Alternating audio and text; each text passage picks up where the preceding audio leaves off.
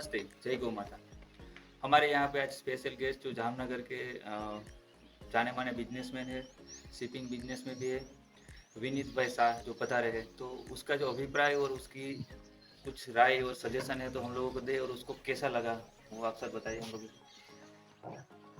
Very impressive.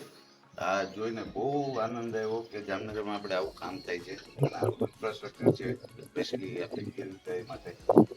અને suggestion તો મારે હજી બહુ વિચારવું પડશે કેમ કે આટલું સરસ ઇન્ફ્રાસ્ટ્રક્ચર મેં જોયું નથી. કોઈ આટલી સરસ રીતે ગાયોનું દેખભાળ કરતા હોય ને આટલું સરસ ખાવાનું સગવડતા, આટલું સરસ વાતાવરણ, તો બહુ સરસ લાગ્યું. અને અહીંયા તો આવતા રહેવું પડશે, શીખવું પડશે તમારા આગળથી.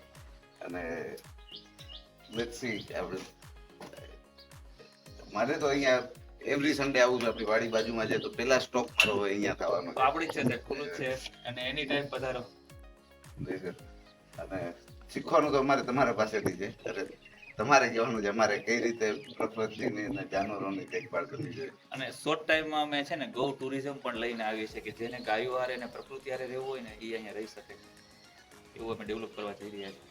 I would suggest everyone to come and at least spend half a day here, learn about cows, and see what these people are doing here.